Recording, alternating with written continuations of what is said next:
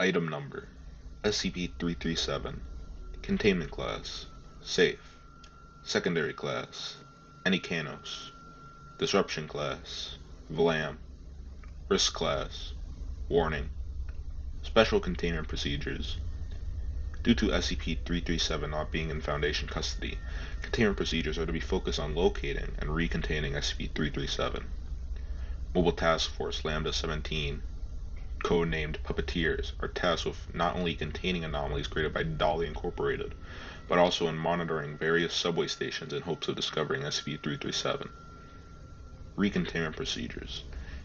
In the event SCP-337 is located and recontained, the following is to be used to contain it. SCP-337 is to be kept in a secure storage vault located at Site-16, which can only be accessed via a password only known by Level 2 personnel and higher. The room where the vault is kept is to be guarded by 2 armed personnel. Under no circumstances is SCP-337 to be harmed or tampered with in any way, shape, or form. Personnel making physical contact with SCP-337 are to wear full body protective gear. Description: SCP-337 is a large, life-size dummy with the appearance of a middle-aged, black-haired humanoid male wearing a business suit. Research has concluded that SCP-337 is entirely made out of ash wood, including the suit that it wears. The wood it is made of is painted over various black and white, with some parts of the paint having faded away, revealing its natural brown color. SCP-337 will usually manifest on the subways of New York City, positioned with its legs crossed and both its arms laid straight out on top of the seat. After around 5 to 15 minutes, the lights in the subway will flicker, resulting in it de-manifesting from said area. This effect is unable to transpire when SCP-337 is not placed in a subway.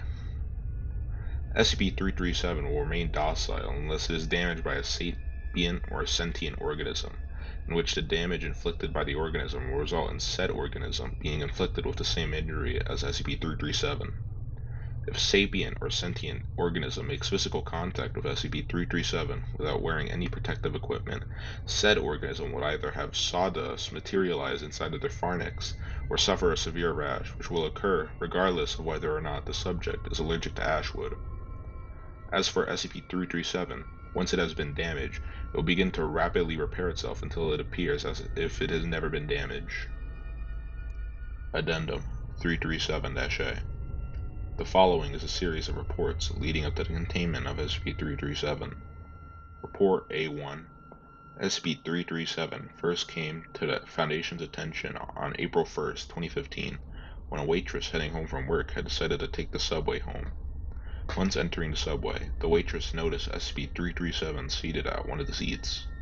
The waitress, however, hadn't noticed anything anomalous about SCP-337, assuming that its owner had simply forgotten to take it with them and had left it on the subway. After leaving the subway, the waitress had notified a security guard about the dummy, but when the guard had gone to retrieve the dummy, SCP-337 had already dematerialized. The Foundation, finding nothing anomalous about SCP-337 at the time, decided to not contain SCP-337.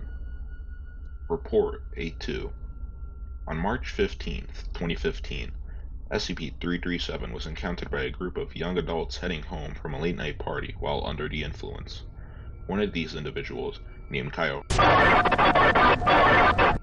was the first one to notice SCP-337 and decided to use it as an opportunity for internet fame.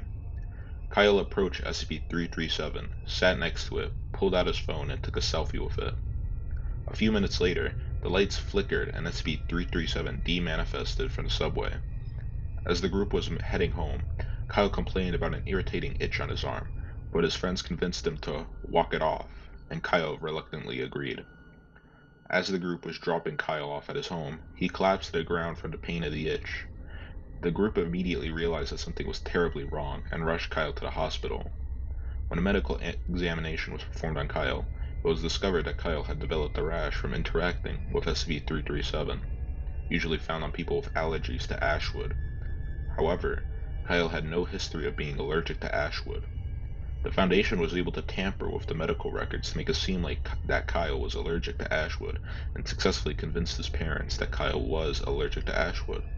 Unfortunately, SCP-337 was unable to be located. Report A3. On November 4th, 2015, an elderly couple named Emmanuel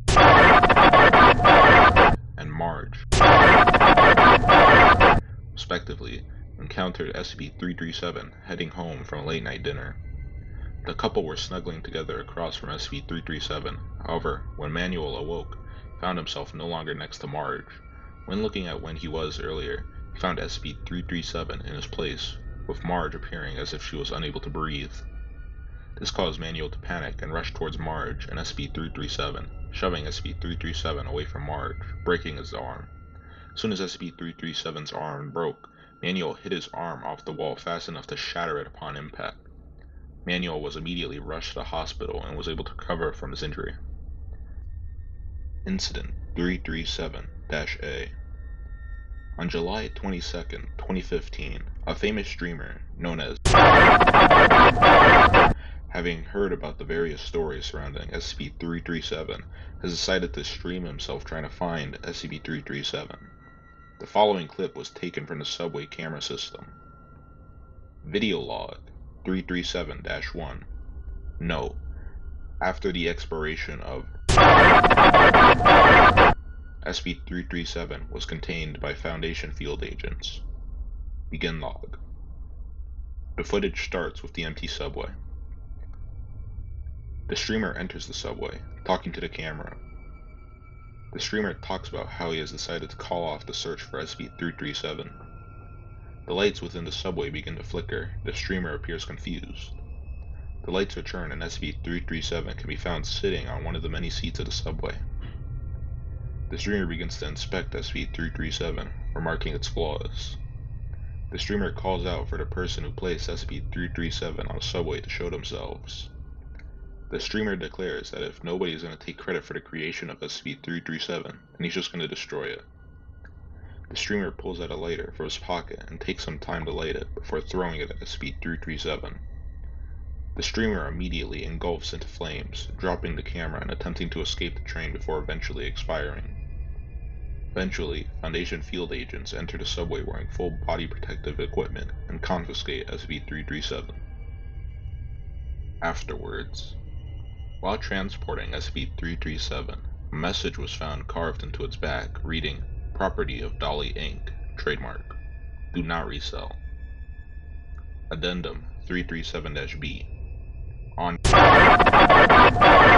Dr. Magnum was on his way to his office when he reported hearing faint breathing coming from SCP-337's containment chamber.